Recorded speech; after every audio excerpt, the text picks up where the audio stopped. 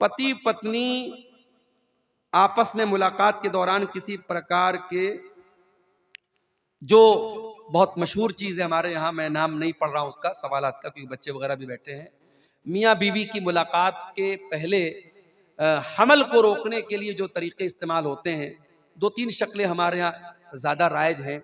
जैसे वो ख़वातीन गोली वगैरह लेती हैं या मर्द हजरात कुछ चीज़ों को इस्तेमाल करते हैं। तो सवाल पूछा गया कि उसको इस्तेमाल करना कैसा है।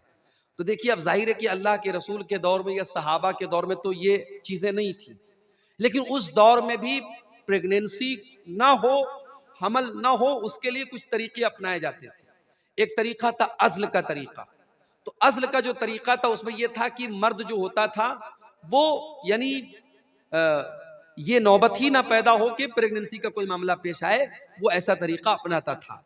तो अल्लाह के नबी सल्लल्लाहु अलैहि वसल्लम उसको हराम करा, आपने कहा बचो तो बेहतर है, लेकिन आपने हराम करार नहीं दिया।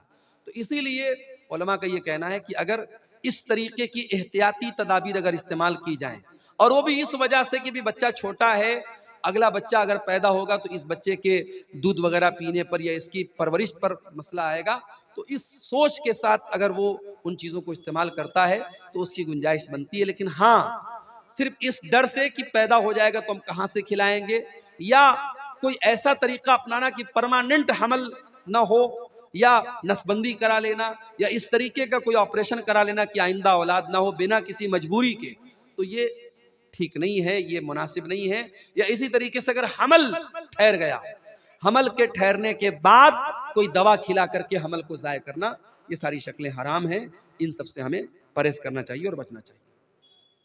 जब उलमा जहेज लेते हैं तो आम आदमी को क्यों मना करते हैं? बहुत अच्छा सवाल है। उलमा अगर जहेज लेते हैं तो क्या वो आम आदमी को मना नहीं कर सकते?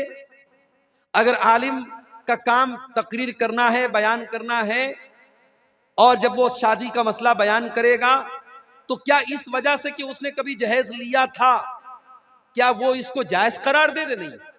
देखिए, जो चीज गलत है आलिम के करने से वो सही नहीं हो जाएगी। और आप अल्लाह ताला क्या ये जवाब नहीं दे सकते कि वो हमारे मोहल्ले के तो मौलाना साहब करते थे।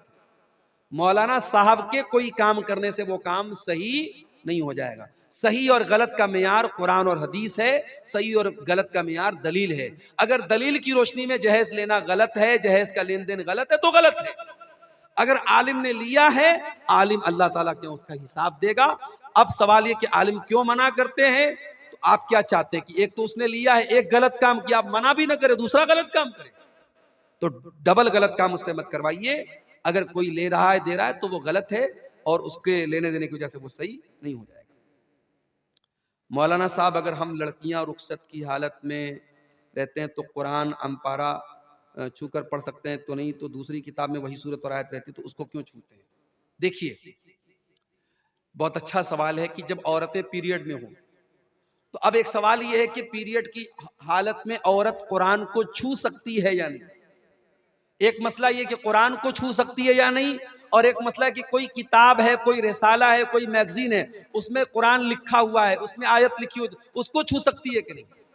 तो देखिए, जो हुक्म कुरान का है वही हुक्म उस मैगजीन और रिसाले का नहीं हो सकता है। इसलिए कि आप देखिए कि अल्लाह के नबी सल्लल्लाहु अलैहि वसल्लम ने बादशाहों को लेटर लिखा, और उसमें बिस्मिल्लाह रहमान रहीम भी लिखा, कुरान की आयत भी लिखी, और बादशाह लोग जाहिर काफिर थे, उनके हाथ में वो लेटर गया, इसका मतलब कि एक जरूरत के तहत वो लेटर उनको दिया गया। तो औरत अगर कुरान को छू रही है और किसी किताब को छू रही है, दोनों बराबर नहीं है, एक बात। दूसरी बात यह कि पीरियड की हालत में औरत अगर दस्ताने के जरिए या दुपट्टे के जरिए कुरान को छुए तो बेहतर है, डायरेक्ट ना छुए।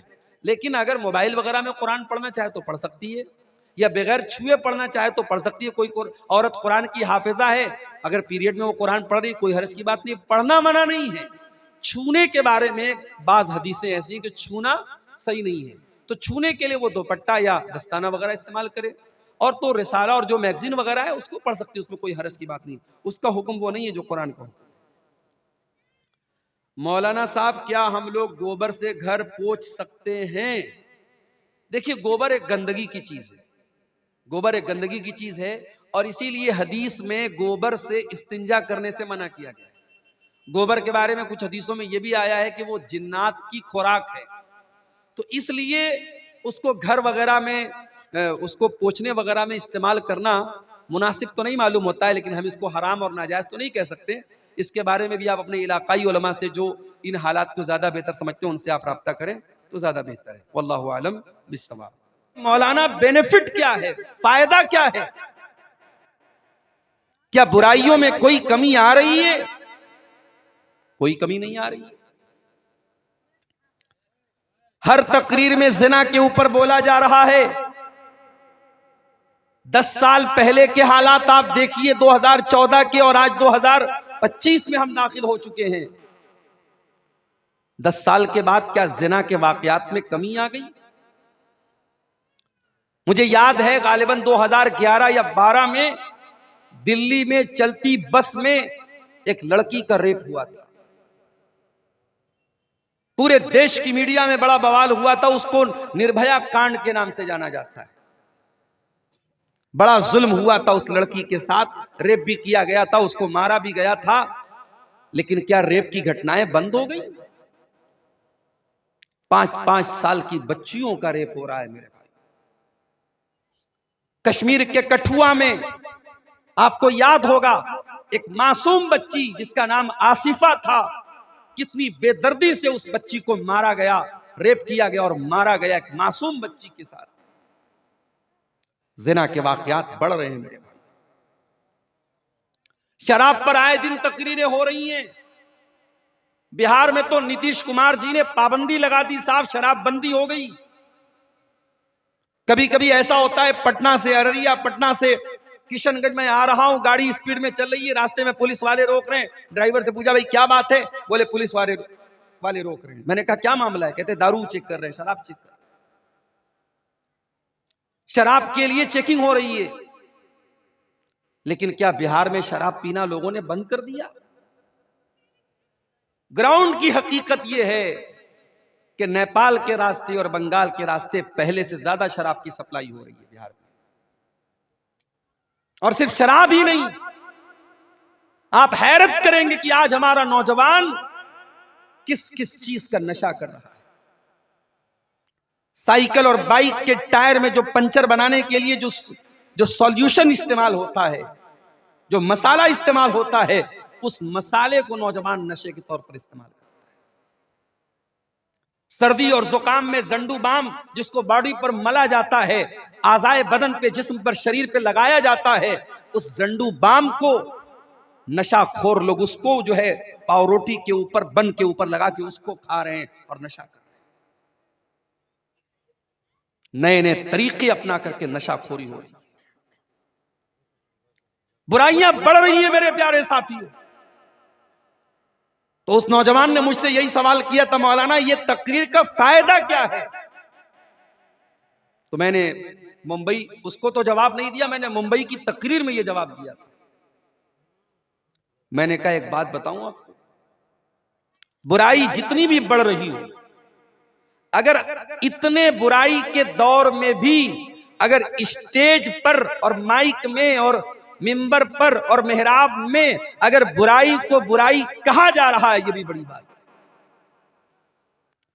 मेरे प्यारे साथियों, एक जमाना ऐसा भी आएगा आप अपनी आंखों से बुराई को देखेंगे, लेकिन आपके अंदर इतना गट्स नहीं होगा, इतनी हिम्मत नहीं होगी कि आप बुराई को बुराई कह सकें।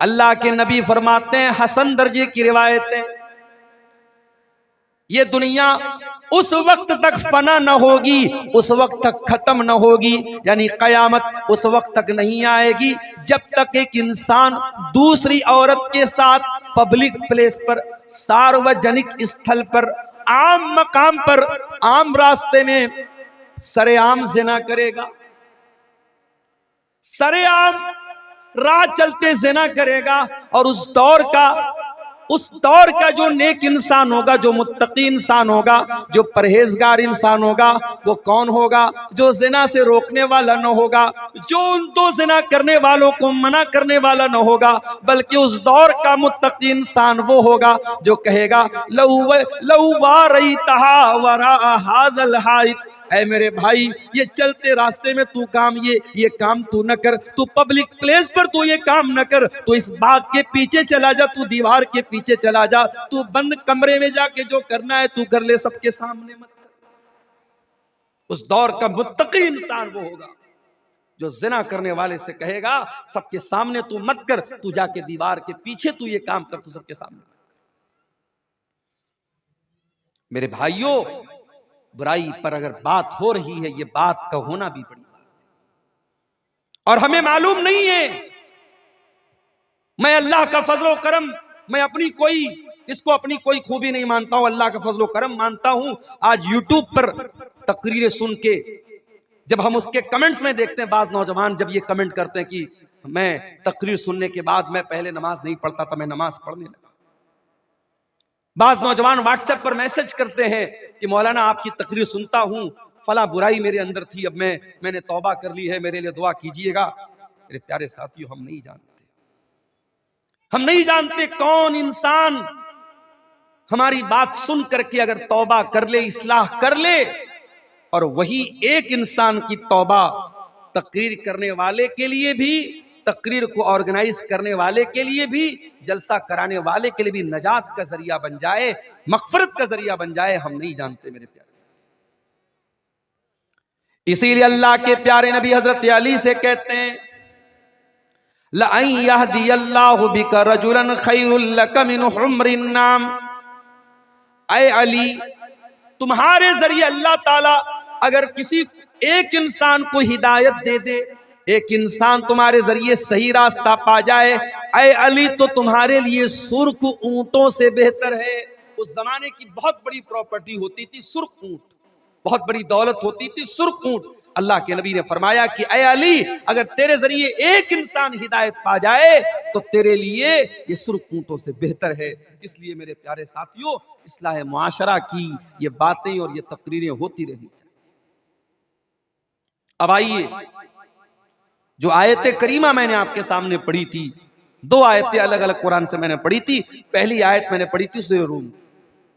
आइए उस आयत का तर्जमा देखते हैं, फिर बात को आगे बढ़ाते हैं।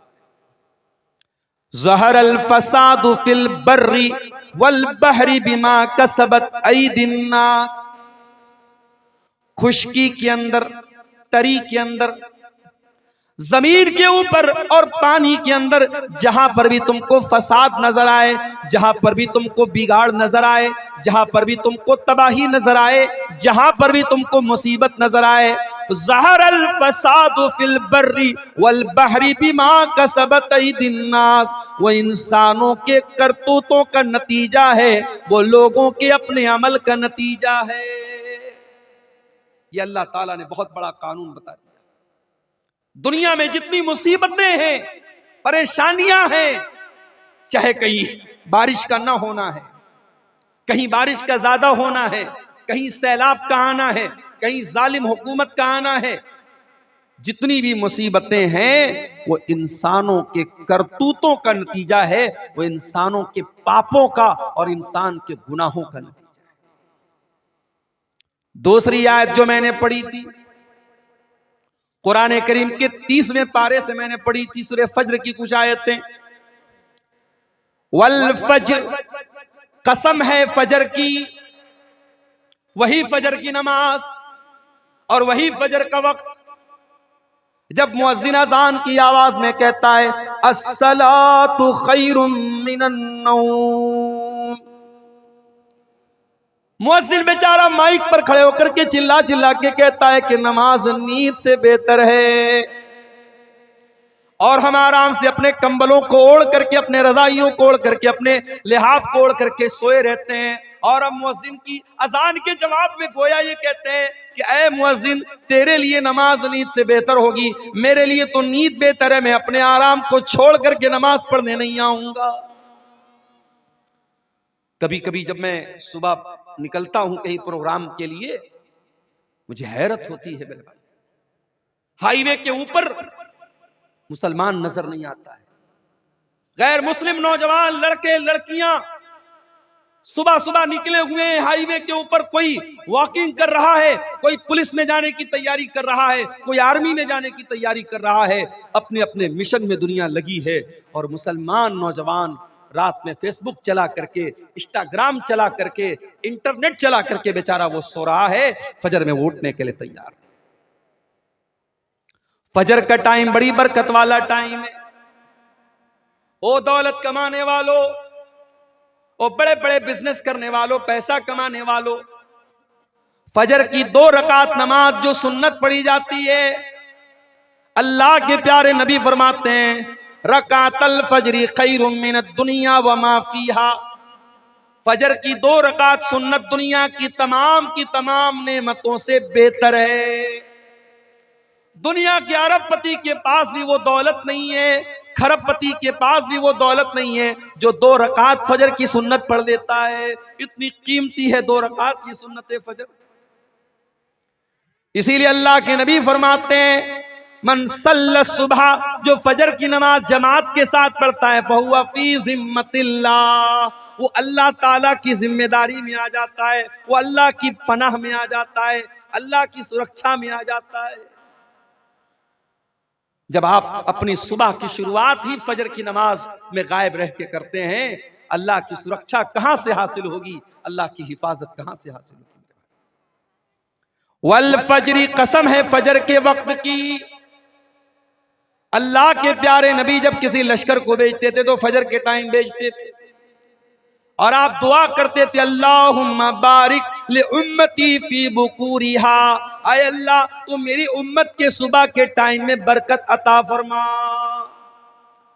तेरे नबी ने जिस टाइम की बरकत की दुआ की थी तो उस टाइम सोया पड़ा रहता है। फजर के वक्त की कसम खा करके अल्लाह ताला बता रहा है ये बड़ा ही बरकत वाला वक्त है, बड़ा ही सुहाना वक्त है, मैं इस वक्त की कसम खाता हूं। वलयालिन आश्र, और कसम है 10 रातों की। ये कौन सी 10 रातें? मुफस्सिरीन ने लिखा है, उलमा ने लिखा है, ये जिलहिज्जा की 1 तारीख से लेकर के 10 तारीख तक की 10 रातें। जिस तरीके से रमजान की आखिरी 10 रातों की बहुत फजीलत है, वैसे ही जिलहिज्जा के शुरू के 10 दिनों की बहुत फजीलत है। बल्कि कुछ हदीसों में अल्लाह के नबी फरमाते हैं कि साल भर में किसी नेकी का सवाब उतना ज्यादा नहीं मिलता है जितना इन 10 दिनों की नेकी का मिलता है।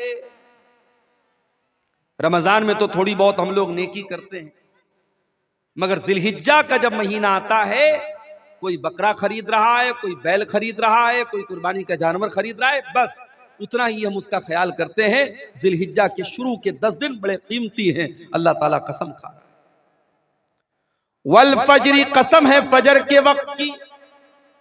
वलयालिन आश्र, और कसम है रातों की।